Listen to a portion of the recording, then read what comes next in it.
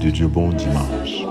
En ce premier dimanche du temps de carême, année A, un temps privilégié, l'Église nous donne de méditer l'Évangile selon saint Matthieu au chapitre 4. La première lecture nous vient du livre de la Genèse au chapitre 2, suivi du psaume 50, alors que la deuxième lecture nous vient de la lettre de saint Paul aux Romains au chapitre 5. Nous vivons une expérience ou des expériences communes, l'épreuve de la liberté, avec des tentations qui nous amènent à sortir du chemin de Dieu, avec des tentations qui nous amènent à voir le monde autrement. Et Jésus, qui a pris chair de notre chair, a vécu les mêmes tentations. Et Jésus a vécu une tentation charnelle, la tentation de la multiplication des pains, pour être un Messie qui résout tous les problèmes humains.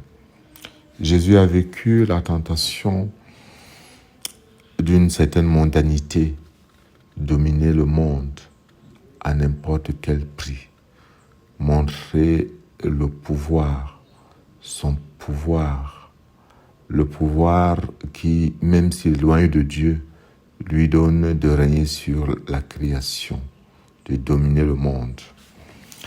Jésus refuse de prendre le raccourci pour arriver à ce pouvoir à n'importe quel prix. Nous avons également la tentation qu'on peut qualifier de spirituelle, mettre Dieu à l'épreuve pour qu'il démontre qu'il est Dieu.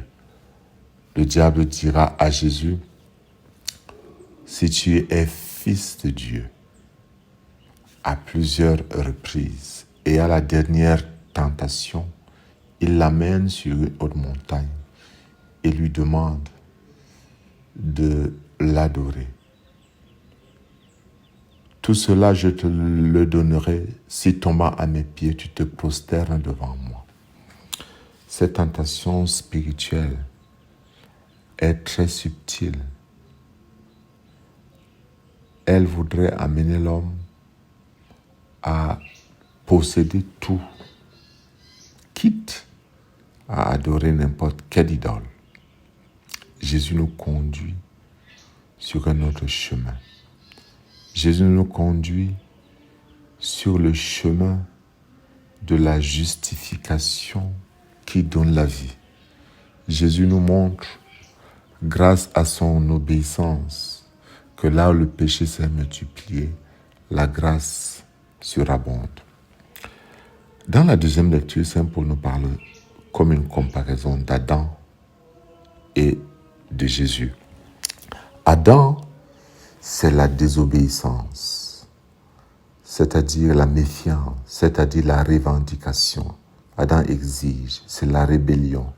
Il veut se poser à l'égal de Dieu, avoir la possibilité de décider sur ce qui fait son bonheur, de ce qui fait son malheur.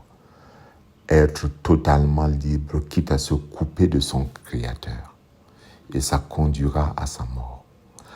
Alors que Jésus, le nouvel Adam, apporte plutôt une relation de confiance, d'abandon entre les mains de Dieu. Il est dans une relation d'obéissance, ce que saint Paul appelle l'obéissance de la foi. Effectivement, Kierkegaard disait que le contraire du péché, ce n'est pas la vertu.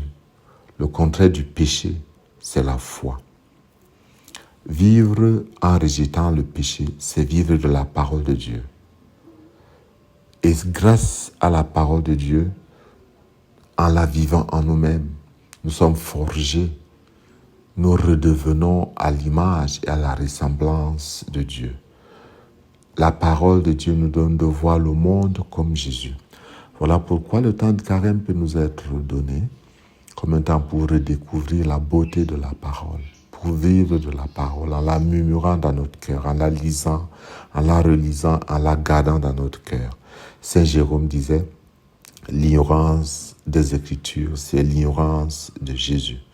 Quand Jésus nous dit « L'homme ne vit pas que du pain, mais il vit de toute parole qui sort de la bouche de Dieu ». C'est un appel à laisser la parole de Dieu enflammer de nouveau notre cœur. Jésus nous montre le chemin du salut, accueillir tout en action de grâce, refuser d'être divisé de Dieu, rechercher la communion avec son Créateur, être vraiment à son image et à sa ressemblance, être tourné vers Dieu. Dans cette lutte épique entre Jésus et le diable, rappelons que le mot diable signifie le diviseur. Le diable cherche à diviser Jésus de son Créateur, à l'éloigner, autant pour moi, à diviser Jésus de son Père, à l'éloigner de lui. Comme le diable cherche tout le temps à nous éloigner de notre Créateur. La solution, c'est comme le dit Saint Jacques, approchons-nous de Dieu, lui également s'approchera de nous. Résistons au diable, il s'éloignera de nous. Et quand Jésus vint le combat, c'est vrai qu'il le vaincra définitivement sur la croix. Mais déjà ici, on a une avance. Le texte nous dit, alors le diable quitte. Et voici que les anges de Dieu s'approchèrent et ils le servaient. Il reçoit tout parce qu'il a obéi.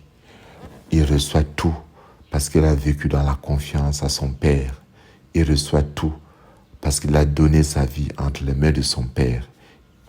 Et il en sera de même à la croix. Il sera vainqueur de la mort parce qu'il remettra son âme, son esprit entre les mains de son Père dans un abandon total. Que le carême soit pour nous un chemin qui nous permet de redécouvrir la beauté du lien avec notre Créateur. Un chemin qui nous permet de vivre davantage la communion avec Dieu.